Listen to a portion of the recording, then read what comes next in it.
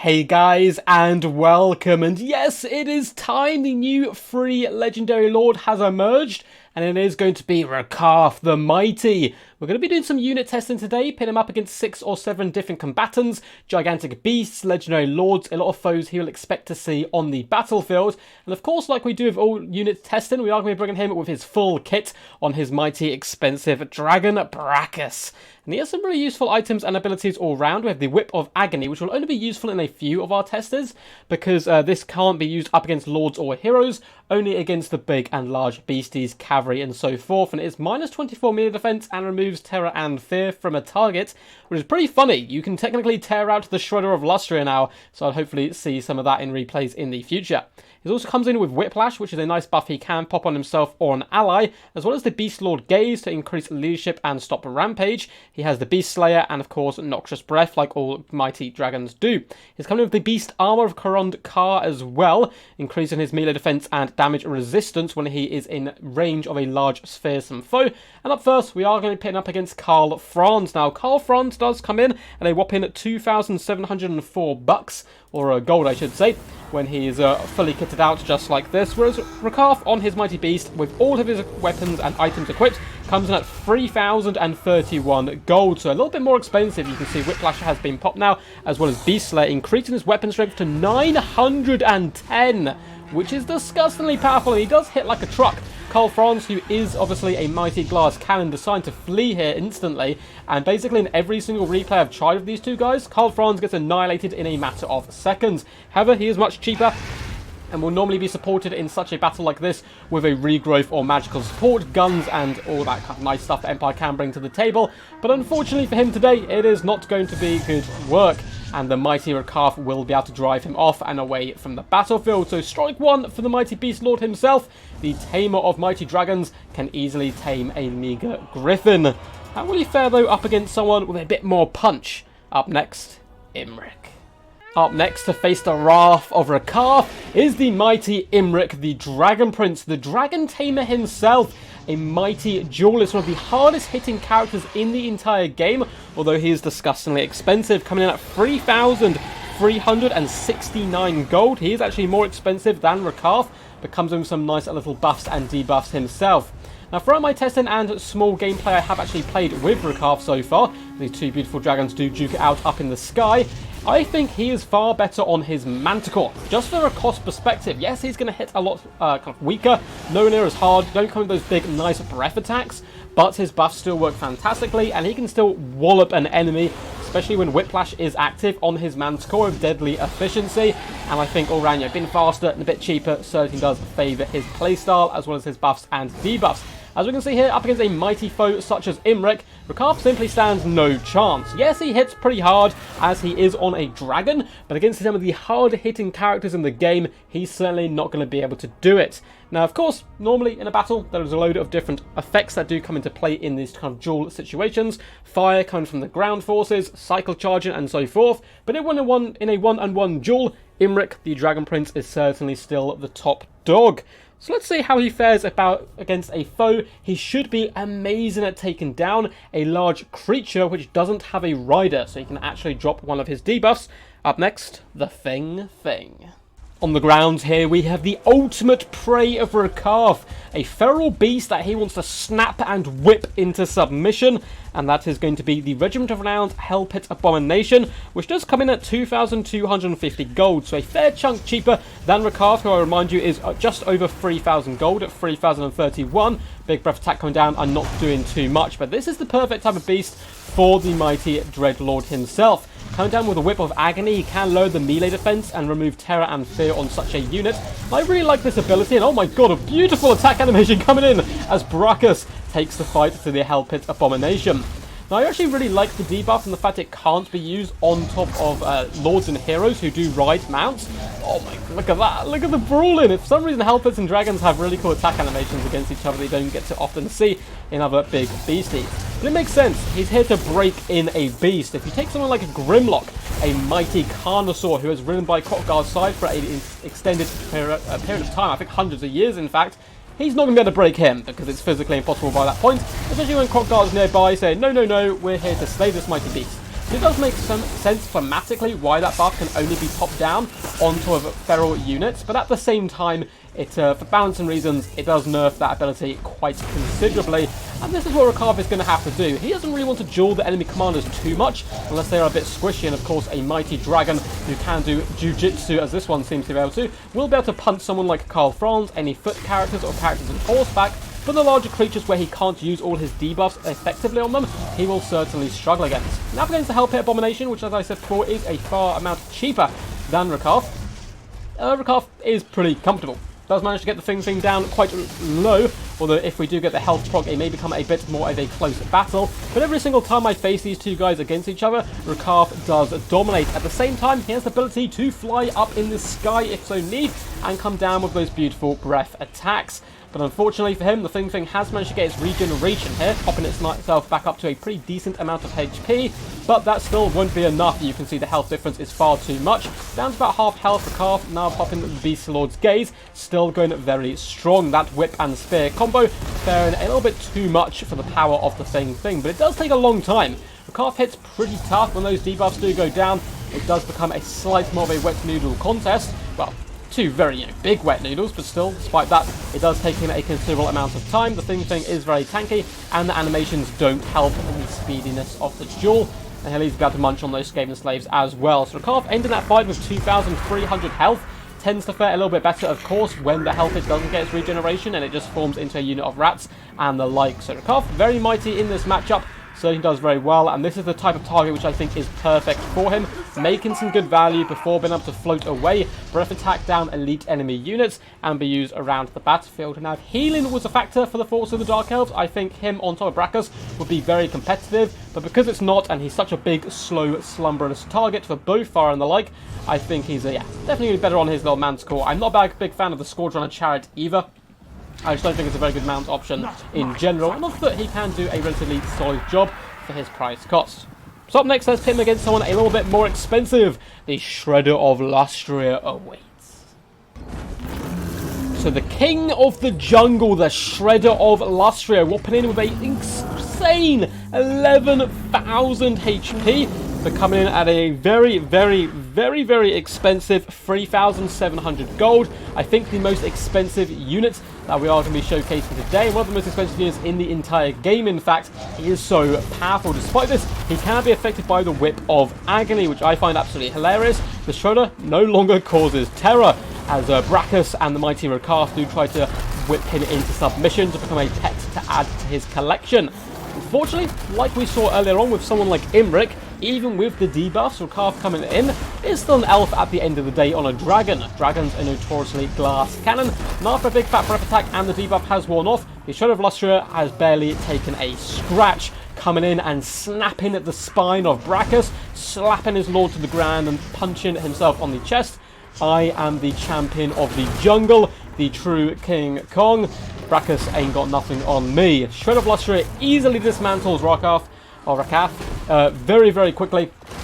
Every single time I tried this matchup over and over again, the Shredder barely takes any damage. He simply hits far too hard for any kind of dragon-mounted warrior to really stand a chance. So up against something as expensive and powerful as the Shredder of Lustria, unfortunately RAKARTH does fall behind a little bit, but he is far more cheaper and of course has better battlefield presence, I should say, with his flying and all those breath attacks and scary stuff. So how about a much smaller target? Let's have a little look at someone who should be good in theory up against RAKARTH, Ungrim Iron Fist. There are many legendary feats and battles that Ungrim has taken part in, and he always seeks and claims glory. The little dwarf meister himself comes in at 1,892 gold and is designed to kill large creatures, much like Brachus and RAKARTH here, and in he comes. Popping all his buffs, he should be particularly powerful. However, he is just a little dwarf at the end of the day and will take a considerable amount of damage back from the mighty RAKARTH. Beast Gaze, Whiplash, and Beast Slayer all popped. And Ungrim as well coming in with Red Ruin. It's a bit of a weakness, I think, minus 24 melee defense. And it is a very closely contested fight. But considering Ungrim is, you know, incredibly much cheaper, over 1,000 gold cheaper. In fact, he tends to win this fight. A little bit of lucky RNG and some good cycle charging and breath attacks. RAKARTH certainly can get the job done, but the mighty Ungrim swinging with a low cut there from his axe into the belly of the beast easily dispatches RAKARTH about 7 or 8 times out of 10, but it is a close fight and he does some good damage. This is a fight Ungrim should in theory be good at doing, and RAKARTH is no different. I just want to test this one out a little bit to see how they do fare, and the mighty Slayer Lord will still come victorious. So let's go dragon on dragon now, again against a target RAKARTH should be a little bit better at fighting, a legendary triple gold star dragon. A triple gold star dragon is certainly nothing to scoff at. Coming in at a very expensive 3,134 gold, the Star Dragon is actually more expensive than the Dark Elf Beast Lord himself. So this is going to be a perfect challenge. I'm really hoping RAKARTH performs relatively well here. This is the type of target he should be able to take down with relative ease. He's physically designed to slay such beasts, but it's going to be tough. And the big Star Dragon breath attack coming in actually starts to stutter poor RAKARTH here, but he should still be able to get his breath attack off back as well, not doing as much damage. Of course, Star Dragon breath attacks are very powerful, and they do move into engage, and it looks like the lovely Whip of Agony has come down.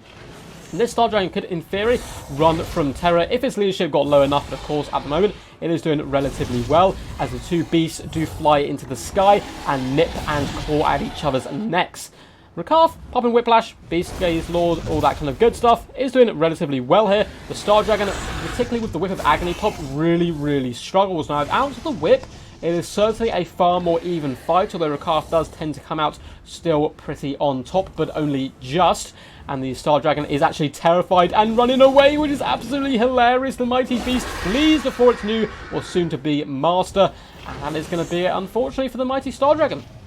Picks up a decent fight, gets RAKARTH down to below half health, like 9 times out of 10, but never really able to help finish him off, even with an additional breath attack, which we'll show you in just a second as we kind of were messing around coming over here to kill Alphanar. Even with a big fat breath attack coming down right on his head, it's still going to be enough to break the mighty beast itself.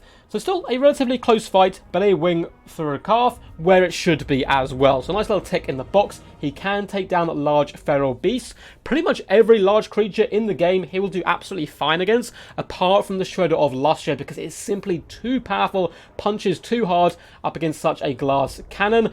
But let's find the ultimate test, the OG test of all Total War Warhammer tests that have ever been, and see how he fares up against Kholek Suneater. So by now we probably know how this one's going to go based on the performance so far. It is a character he is up against. Even though a large character, he is probably going to struggle simply because his debuffs do not work on such targets, and Kholek hits like an absolute truck on steroids, and elves in general don't like being punched in the face. Kholek comes in at 2,812 gold with all his buffs. He doesn't have too many buffs or items, but Star Crusher and Stand Ground, or Stand or Die, are both pretty potent and deadly. Big Fat Noxious Breath Attack is going to come in, doing some okay damage, nothing too crazy to the mighty legendary Suneater himself. And the one bonus about RAKARTH is he's always going to be getting the charge against grounded forces, because obviously you can't charge up into the sky unless you really believe hard enough. With Star Crusher popped though, Kholek Suneater comes in at 743 weapon strength up against the 910 of RAKARTH. RAKARTH hitting far harder than the mighty Kholek himself, and is actually winning the initial engagement after getting some really nice charge attack animations. But as soon as those buffs do start to wear off and Kholek really gets into the swing of things, it certainly starts to turn around. Realistically, in a multiplayer battle, what you want to be doing at the moment is pulling out RAKARTH and striking again, trying to get that big fat charge bonus. Because in these extended duels up against hard-hitting creatures, he really just starts to crumble and fall apart, covered in his own blood, getting hammered in the face by the mighty Crusher there. Not going too good whatsoever, and still suffering from all the problems dragons have in general, which is having pretty big mass to get pinned in on the floor quite easily, and being really squishy. A dominant display by Kholek. He gets him down to about half health, does some good damage, but for a more expensive lord, it is a little bit disappointing. Overall though, as far as RAKARTH goes, we'll actually pop in to see how expensive he is and all that good stuff. So if we go down out of here.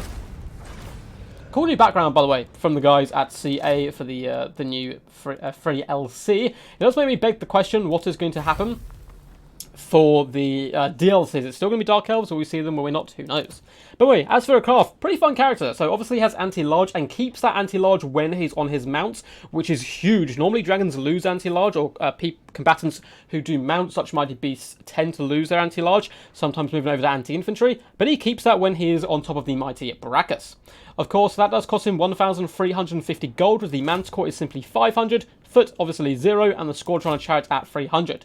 Unfortunately, I'm not a big fan of Scourge Runner Chariot mounts in general. I think you don't do enough damage output to kind of shoot long range consistently, and again, you're only one flimsy chariot, so you do get pinned in and slaughtered. However, the Manticores in the general meta of things have been amazing for a considerable amount of time. For only 500 gold, you're going to be able to cause terror, fly around the battlefield, and increase your punch significantly than from when you are indeed on foot. As far as abilities go, I'm a big fan of Whiplash in general. Of course, it can only be popped onto a large creature, but that also counts as cavalry. You can indeed give your cavalry an extra 50% weapon damage, armor piercing weapon damage, charge bonus, speed. It is a very powerful augmentation that you can pop down on pretty much anything in your entire army that is, large size. So all around, Whiplash I think is very powerful. Beastlord Gaze is nice. The extra 16 leadership, of course, can be useful in a right situation, and stopping your gigantic hydras and so forth from rampaging can come in slightly clutch as well. Not incredibly needed in a lot of matchups, and as we can see, it is relatively cheap though, 82 gold, whereas the Whiplash does come in at a more expensive 141. Apart from that, we have the Beast Slayer, giving himself 25% base weapon damage increase, and plus 16 bonus versus large, and 25% armor piercing. Now, he doesn't really need that much bonus versus large, because he already is an anti-large beast, helping to destroy and crumble many of the old and new world's scariest foes. But at the same time, again, if you're expecting to go up against someone like Lizardmen, you really want to take down some of the big dinosaurs, it is probably worth it and relatively highly recommended. As far as his items go, he simply has the two. We have the Whip of Agony, which unfortunately, I understand lore-wise why it can only target people who aren't lords or heroes. The removing terror and fear, like actually taking away an element, an ability someone has, it's a really interesting take, something I'm not sure CA has done before, and I hope they experiment with more with this in the future. Removing terror and fear is pretty fun, although it can get a little bit silly as well, of course. As I said before, dragons and stuff running in terror does look a little bit strange, but I'm sure we'll get used to it. And the minus 24 melee defense is quite nice. I actually like dropping this on units of cavalry who have charged in, learn their defense, and then all of a sudden you can stomp them very quickly with the rest of, your Cold War Knight and other such units. Whilst RAKARTH is used in a more supporting role, and that's why I think he works a little bit better on the Manticore. He's cheaper, he can support, bounce in and out of engagements, rather than having to commit to big fights to ensure he gets his value back. The Beast Armor as well is not too shabby, again pretty niche, as it only is going to come into effect when there are entity sizes large from the enemy, such as cavalry, dragons, big monsters, dinosaurs, all that kind of stuff. When they pop within range, he does get a lovely increase to his melee defense and damage resistance, helping him duel them a little bit more effectively. But once again, both of these are going to be slightly more niche, particularly the Beast Armor, which does actually cost 187 gold, which is pretty significant. And if you're coming up against, for example, the dwarfs, you definitely don't want to bring this to the table, because it's simply never going to come into effect. And as for the Whip of Agony, that is 196 gold. Very expensive, but at the same time, can be pretty pivotal in certain matchups. So what do you guys think of RAKARTH all round? Actually, let's check a little look at his cost. So his base cost, with absolutely nothing equipped, is going to be a humble 1,000 gold, and then of course 300, 500, 1,350 for all his mounts. So pretty cheap there. At his most expensive, he is going to come in at 3,031, and the toolkit I would probably bring him with would actually be down on the Manticore. And again, it does depend on the matchups slightly, but if we keep all of these, just make him hit a little bit harder, Beastlord Gaze will make him work really well with Manticores, who absolutely adore rampaging. So you certainly go with something like this, and obviously you will need a caster in your build. And as far as these, let's actually keep both of them. Let's take out the Beast Armor for now. So I think that's a decent kit for 2,007 gold. Do I think he's going to be competitive in Total War Warhammer? Not really. I don't think he's going to be super competitive, and I think he is going to be fun and certainly niche in a few matchups, maybe able to catch out a few players and do some good work. By no means do I think he's a bad lord. I think he's just a relatively bog standard one, a fun one, no doubt though. Comes in with looking pretty cool, loads of spikes, loads of scars, and very, very well voice acted. Of course, you may recognise him as the actor who did Ramsay Bolton. I want to say Ian, but I can picture the name, but I'm not sure how to say it. So Ian or Ewan. whatever his name is, a very talented actor, and actually seems like a really nice guy, but always unfortunately has to play like horrible, scary characters. But the voice acting, I must admit, is absolutely amazing. I've heard only good things about RAKARTH's campaign as well. But how do you guys feel about him? Personally, yeah, my player, I think we'll see him now and again, particularly at the start. Everyone's playing him on quick battles, of course, but he does suffer from being in a faction where if you take him as a large creature, they have 0 healing. So spells like Tempest, just general long-range firepower really does punish him quite heavily.